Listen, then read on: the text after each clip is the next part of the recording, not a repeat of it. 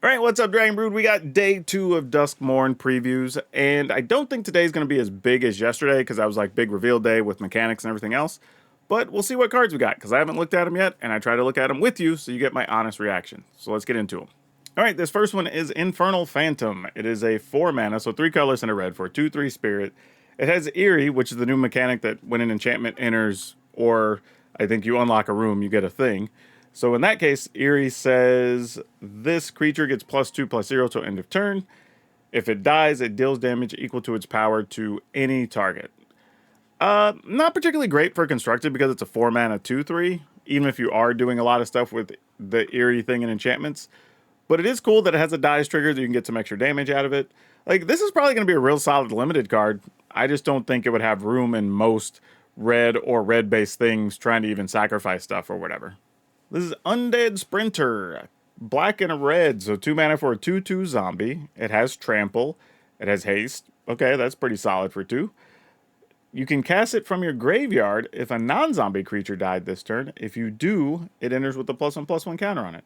So this is actually just sweet in general, right? It's a 2 mana 2/2 with trample and haste. I don't know if trample is going to matter that often because it's kind of small, but you could have stuff that pumps zombies, so that's reasonable. And then if it dies, you can just play it from the graveyard if something else died that turn. And it comes back as a 3/3. So that's actually pretty cool. It doesn't break any timing rules, so you still have to, I guess something would have to die on your turn. But otherwise, yeah, kind of just a cool card.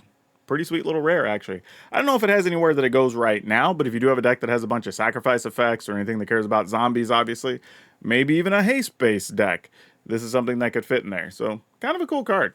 I had to take a second to look, but it looks like we have a cycle of whole 10 of these, so all the different color combinations. We're just going to look at this one because it's the first one that comes up. It's Bleeding Woods. Very interesting that it enters tapped unless a player has 13 or less life. That is actually very cool for being in a Duskmourn set. So that's actually really sweet from a mechanical perspective, theme perspective, I should say. It does tap for just red or green. All the others tap for either of the colors, all the same thing. How good do I think these are if a player has 13 or less life? Like, this is interesting because there is a world where if there's a lot of aggro-y stuff, like, maybe these are viable to play. I don't think you will, at least until next rotation when we lose another chunk of multi-lands. But by then, we'll have 4 other sets come out. We'll probably have some other multi-lands. So, I don't think these will be a card you turn to, but they are interesting. All right, we have Patched Plaything. It's a 2 colors and a white for a 4/3 artifact creature toy. So I guess toy is just going to be a thing in this set. It does have double strike. It enters with 2 -1/-1 counters on it if you cast it from your hand. So you'd be paying 3 mana for a 2/1 double striker if you played it from hand. If you play it from the graveyard, then you just get a 4/3 double striker. Actually, if you cast it from your hand. So however it gets into play, as long as you didn't cast it, I guess is fine. This is a quirky card because on the surface, it's kind of like, this is a kind of junky card. However, if we do have ways of getting artifacts into play freely, returning stuff from the graveyard, whatever, like this could become a reasonable card. I mean, we do have stuff, like Helping Hand or things like that can return stuff that costs 3 or less from your graveyard. So maybe it can go into one of those types of decks. I don't know, but it's at least something worth considering. One that I don't think will be dominant, but keep your eye on it. All right, Fear of Failed Tests. 4 colorless and a blue for a 2/7 enchantment creature Nightmare. Whenever Fear of Failed Tests deals combat damage to a player, draw that many cards. All right, I mean, it's fine. It's a 2/7 without any type of evasion, so no flying, no land walk, no nothing, no menace. So, yeah, it's a cool ability.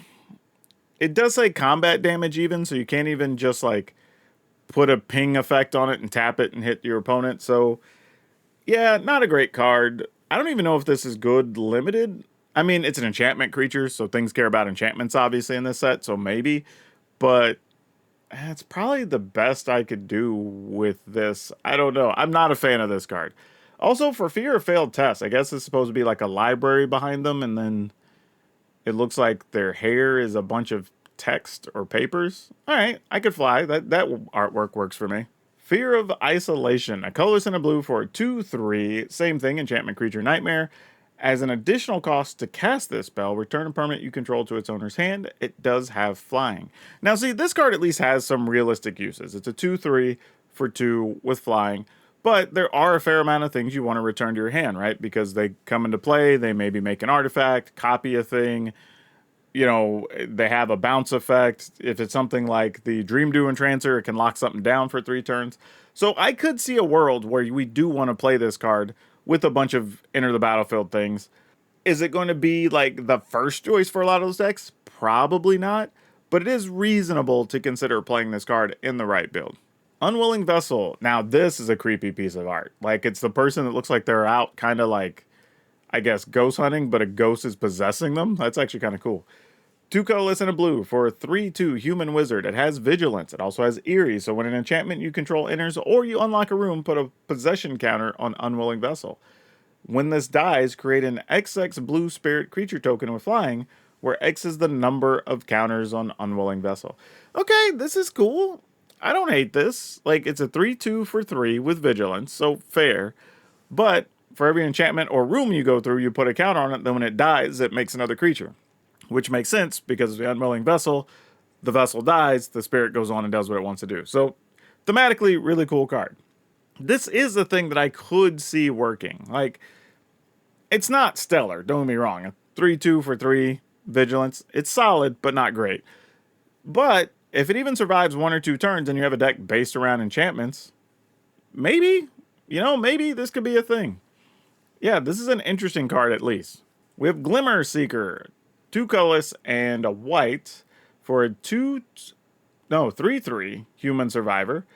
At the beginning of your second main phase, if Glimmer Seeker is tapped, draw a card. If you control a creature, if you don't control a Glimmer creature, if you control a Glimmer creature, you draw a card. If you don't control a Glimmer creature, create a 1/1 white Glimmer enchantment creature token.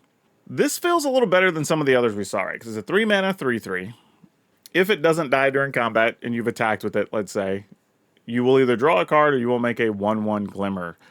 The thing is that Glimmer creature is also an enchantment, so it will trigger any of your other stuff with Eerie, anything that cares about a token entering the battlefield, anything that cares about a creature entering a battlefield. So this could be a piece to a few different types of decks. This is actually a pretty sweet little card. Enduring Curiosity, 2 colorless, blue, 4/3 with flash. It is a cat Glimmer enchantment creature. Whenever a creature you control deals combat damage to a player, draw a card. When this dies, if it was a creature returned to the battlefield under your control, it's an enchantment. This card is really good.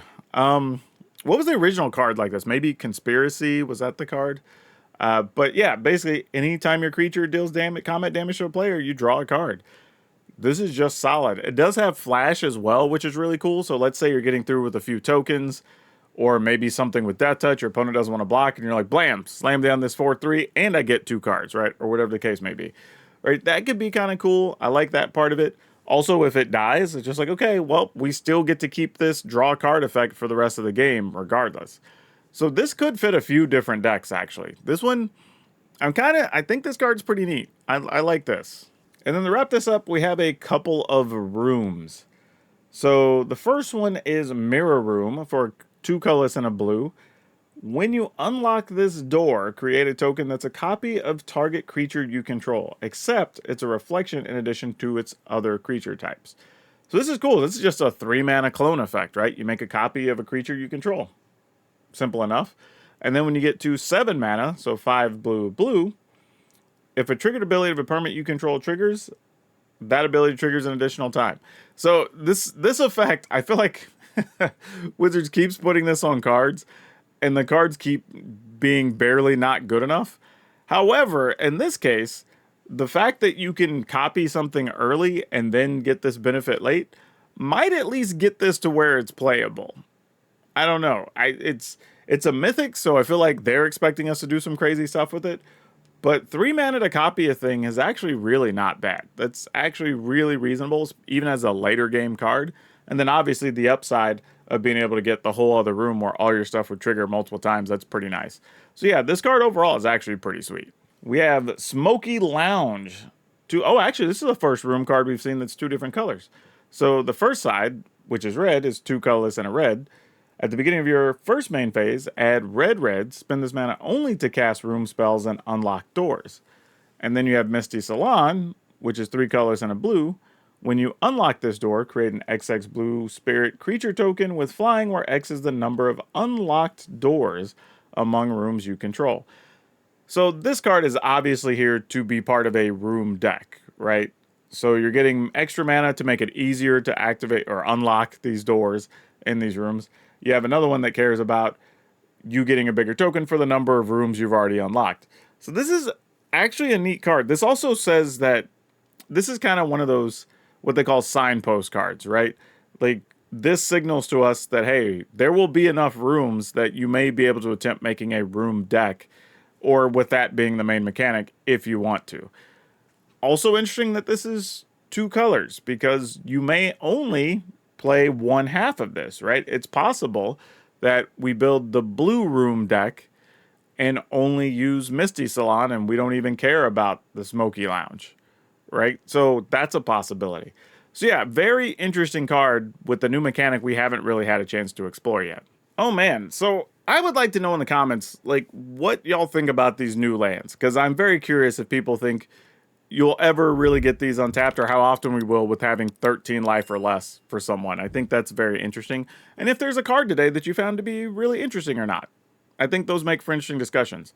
Also, if you missed it, we're going to go ahead and link that video that has all the stuff from the big reveal that they put up over the weekend from PAX West. But that's all of you for now. We'll see you next time.